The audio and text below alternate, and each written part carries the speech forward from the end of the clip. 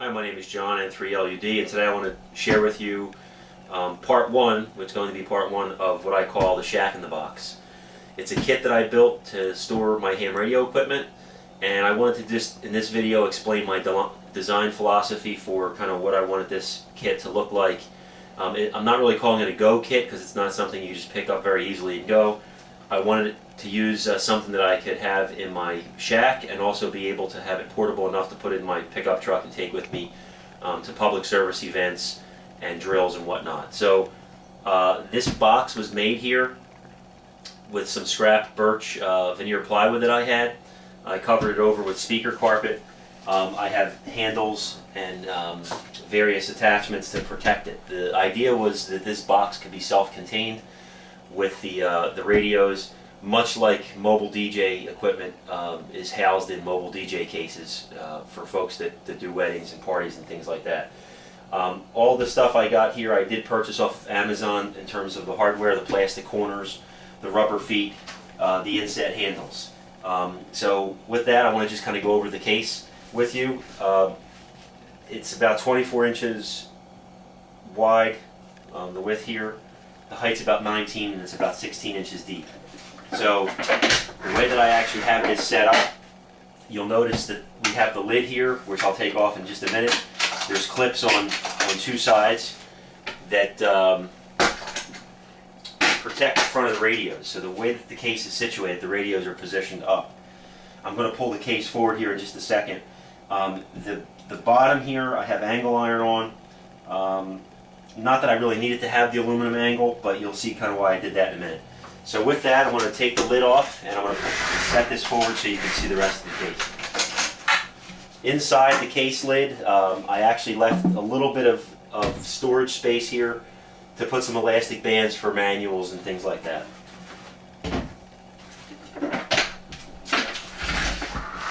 So I wanted to show you the front of the case first. In future videos, I'll actually go over the electronics and kind of the inside connections and stuff. But I actually have 4 radios.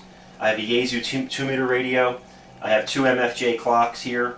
I have a Yaesu 7800. That is a 7800. Dual band radio. I have an ICOM 706 HF, VHF, UHF radio. I have a Uniden analog scanner.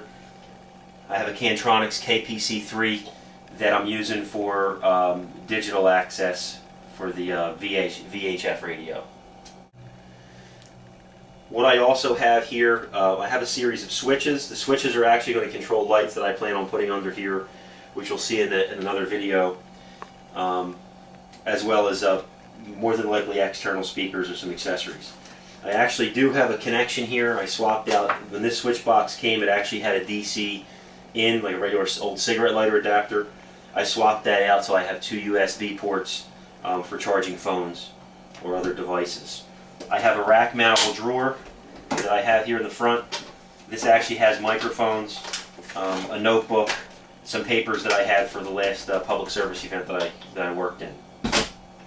On the side of the box, so I'm going to just kind of move it over here to show you how you would get to the connections. One of the things that I wanted to do, I did want the box to be self-contained, but I wanted to be able to provide an easy way to get access to antennas. So obviously the antenna connections would be towards the back, because the front I wanted to really just look more like a console. So this latch will open up and this drops down. This is kind of why I put the angle iron on here, just for a little bit extra protection. I really didn't need to do this, but I just kind of thought if I'm going to be opening and closing this a lot, it might actually not be a bad idea to do. The way that I have this right now is I have the antenna connections and power here and speakers. This is not the way that this is going to stay. I actually have wood already cut out and bulkhead connections for the power pole connectors, the antenna connections, and so on. So the idea is going to be you drop this down. The speakers will be mounted here that I can just lift up and put on top. And I'll get into a future video on this, but I wanted to show you that you can just drop this down and have access to the back of the radios.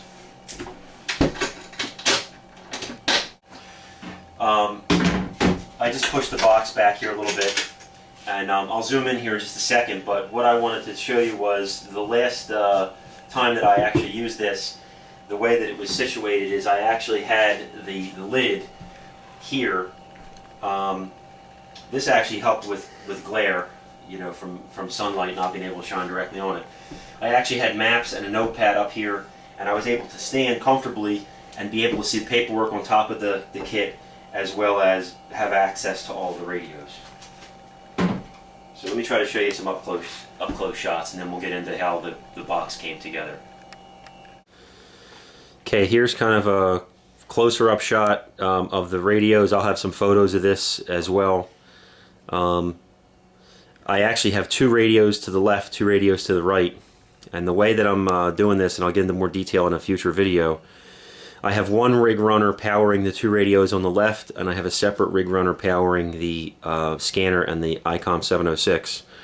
The reason I decided to do that was if I have some kind of a problem with one of those devices going bad, it won't take out the whole kit. I'll be able to use half of the radios, or at least still have VHF and UHF capability. I also have I plan on mounting them. They're not here in this video, but underneath of the switch box here, I have two digital voltmeters that I'm going to be mounting there that will monitor the voltage coming from each of those rig runner devices. Here's kind of a close-up that I have of the rack mountable drawer. And I decided to mount that to the left instead of actually trying to center it. I played around with actually centering it, and left mounting, right side mounting, and decided to mount it on the left side of the box. The other thing I wanted to show you is to get an idea of how I wanted to mount these radios. I took a piece of cardboard and I drew the face of each of the radios kind of on the cardboard. I didn't see a shadow here, I apologize. Just to kind of give you an idea of, to give me an idea of kind of what I wanted to do. So let me just put it here and take a step back. So I just kind of played around with the front of this in various ways to actually have the radios mounted. This was kind of an earlier version. The little opening there, I actually had the switches mounted to see how it would look, and I played around with that a little bit to figure out how I kind of wanted the front console. I do actually like the look of a more of a console look where you don't really see access to the front. I plan on having a fan in the back to be able to pull any kind of heat out of the box, so I really wasn't as concerned about this. And I do kind of like the cleaner look. This is, and you'll be able to see probably better in pictures, this was a piece of scrap plywood I had that I spray painted black. I probably could have gotten Formica or other material, maybe even a plastic material, to make it more smooth. But it actually is pretty functional. Didn't cost me anything because I had already had it laying around, and it worked out pretty well. The wooden console face is mounted with screws here that go into a wood section kind of behind it. I'll pull this off in a minute so you can kind of see that. You'll see more details here when I go through pictures and kind of the detail of how this came together. And again, just to reiterate, I was considering more of a shack in the box project, meaning it's a shack in a box. Most amateur radio operators don't have multiple sets of equipment where you could have a set of equipment in your shack and then another set of equipment in your go kit or ready to go. I kind of think this is a decent alternative where you could use this in your shack as your permanent setup. But my idea was to make it so that I could have it portable enough that I can unplug some antennas, unplug it from power, be able to throw it in my truck, and be able to go. Obviously, I can't operate in two places at one time. So if I have the radio equipment it's set up in such a way that I could take it down easily or break it down easily without connecting and disconnecting lots of things, I could easily take the equipment with me. The other thing I wanted to point out is kind of how I have these mounted. The two radios in the bottom here, the bottom left, the dual band Yaesu radio and the ICOM radio, they are the front faces of the radios. So for example, the 706, if you just slide this over, just bear with me here for a second. As I slide this over, that'll actually come right off. You'll notice that I have a little cutout there for the wire to pass through. I have the same thing here on the 706, or excuse me, the Yaesu side, 7800. I'm just hitting a little switch there, and that pulls that out. same thing. I could easily get to that as well. If I would want to, or if I need to, I could mount these radio faces in the drawer below, but I thought that would be more dangerous to keep connecting them and disconnecting them, and it was probably better just to keep them. So I'm going to just take these faces off real quick. Just pull the front console off just to give you a look of what it looks like behind kind of the scenes, and then we'll get into the design and how the case came together. Again, the first video is really just to talk about, give you a look of what the almost finished product looks like, and to go into the design of the case. And in future videos I'll get into the connections, the bulkhead connections on the back, how the rig runners are set up, and what kind of powers this. Alright, here's the shack in the box with the front console removed. So I'm going to just kind of come in here a little bit closer so you can see how this is mounted. I actually have a wood frame that I built that has everything's sprayed black, so it's a little bit difficult to see. I apologize. But I have a wood frame that I made here that you'll see in pictures right after the video, how that kind of came together. And I have a little wooden shelf that I have here. I did try a rack-mountable 19-inch metal shelf with holes in it, but it just wasn't as precise. I found that I needed to actually move the brackets over just a small amount, and it was not lining up properly with the holes. So I decided to scrap that idea, just use a piece of plywood, and then I could very easily move that around, fairly simply. You'll see the left side here of the drawer has 2 screws holding it to the side, and you'll see the T-nuts here that go into the wood on the sides of the case that allow me to screw in the console front. And there's one here on the right side bottom and the left, the right top, and that lets me kind of get very easily the front console off and on without any issues. The radios are kind of mounted. You see here the radios are mounted to the bottom. The 706 there is to the left, even though the front of it is to the right on the console. I positioned them kind of differently inside the case. And the 2 radios at the top were the ones that I had to cut the console out to be able to see the radio. So here's a look at it from the side here. You see I cut the sides of that out, and here's a shot of the back where you can see it a little bit better because it's not sprayed black.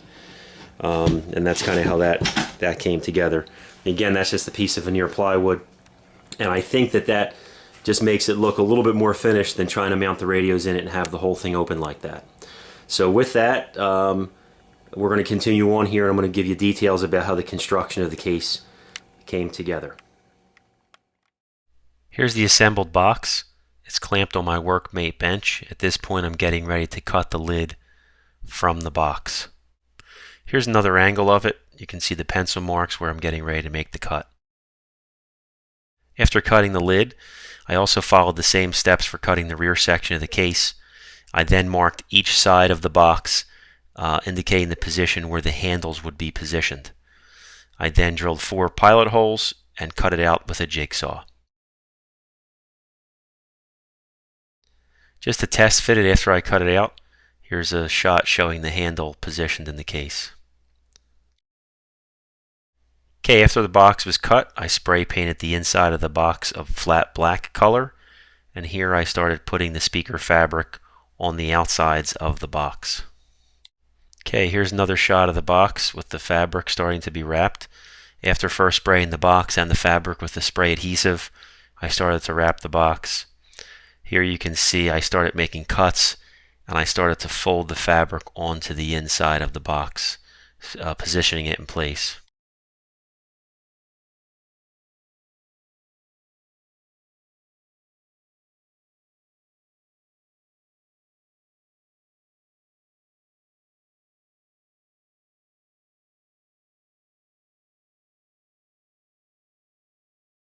Okay, next up was to build the frame that would hold the radio equipment onto the inside of the box.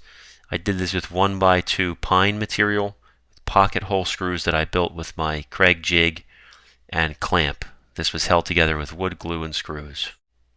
Here is the assembled side. I repeated the same process to build the opposite side of the shelf.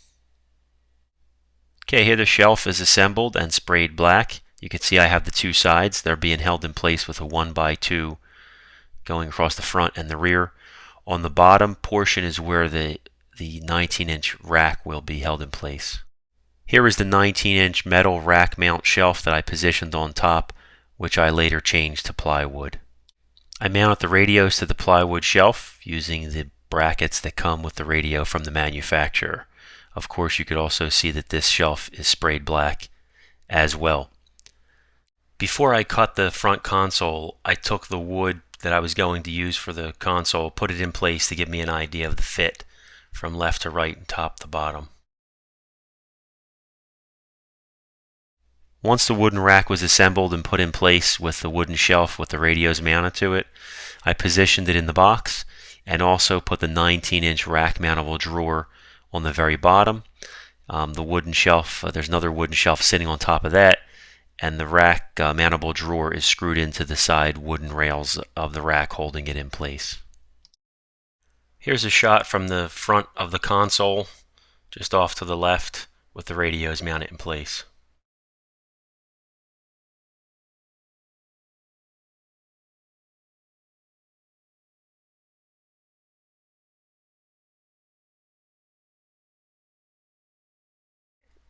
Here's the rear access panel drop down, allowing access to the rear of the case. It's held in place with a piano hinge. Here's the box closed with the lid in place. The arrows indicate the box is pointing up. There are feet on the bottom side, as well as the side when the radios are faced forward in the operating position. Here's a shot from the other side. Here's a shot from the rear as well.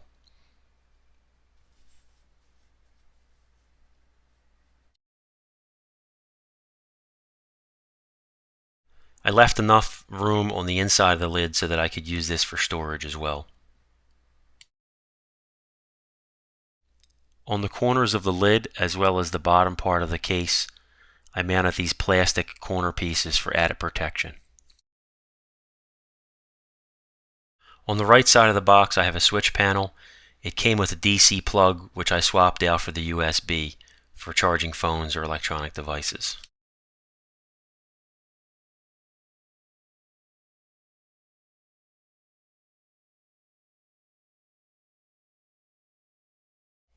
I hope you enjoyed watching this video. In a future video, I'll go into more of the technical aspects of the Shack in the Box with the radio connections, as well as how this box gets its power.